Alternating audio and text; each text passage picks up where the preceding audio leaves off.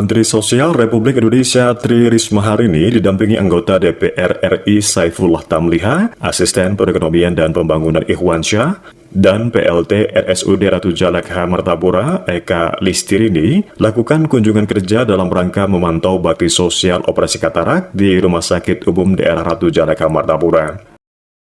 Menurut Tri Risma hari ini, operasi katarak ini tidak boleh terlambat, mengingat bahayanya apabila dibiarkan akan mengalami kebutaan. Ia pun menyebut bakti sosial tersebut dibantu pihak SCTP melalui Yayasan Peduli Amal. Menurut Risma, operasi tidak perlu ditakuti, mengingat hanya operasi ringan dalam kurun waktu 1 minggu, dan masyarakat bisa beraktivitas seperti biasa. Selama pemulihan operasi, masyarakat diarahkan untuk tidak dibolehkan kena air, menunduk, dan mengangkat beban yang berat. Jadi nggak usah takut, karena sebetulnya ini operasi sangat ringan. Jadi bukan operasi berat gitu, kecuali yang anak-anak. Kalau anak-anak itu karena takutnya kalau diginikan gitu dia gerak gini kan, karena operasi biusnya bius lokal.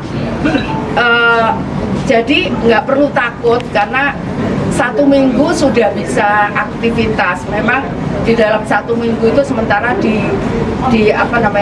diarahkan untuk tidak kena air, kemudian yang kedua tidak boleh menunduk, kemudian yang ketiga nggak boleh angkat-angkat berat. Tapi setelah itu udah bebas. Karena kalau terlambat, katanya ada 2 pasien yang kemarin takut pulang, padahal sudah di assessment. Nah, kalau terlambat itu terjadi kebutaan, malah berat sekali nanti risikonya. Gitu. Dan itu bisa menyerang anak-anak. Jadi di beberapa tempat, alhamdulillah di sini kita belum temukan. Itu kadang anak itu tiba-tiba nilainya jelek. Nah, nilainya jelek, ternyata setelah diketahui bahwa ternyata dia nggak bisa melihat karena ada kataraknya gitu di pelajaran di sekolah.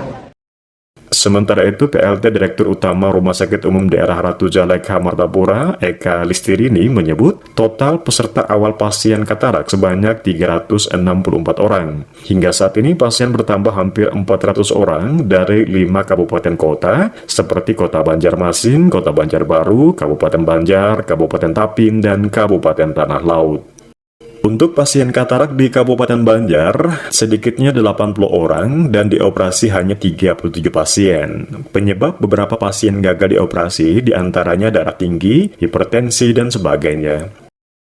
Kabupaten Banjar kemarin kalau tidak salah jumlahnya sekitar 80 kalau tidak salah.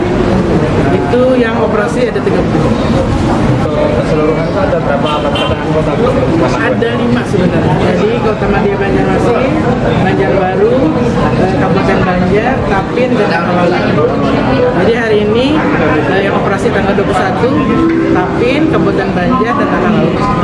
Yang kemarin itu Banjarmasin, Kabupaten Banjar, dan Banjarbaru. Selain itu, Menteri Sosial juga meninjau pasien katarak dan memberikan penghargaan kepada beberapa dokter RSUD Ratu Jalekha Martapura dalam pelaksanaan operasi katarak gratis. Operasi tersebut dilaksanakan dari tanggal 20 hingga 22 September 2023. Tim Liputan Suara Banjar melaporkan.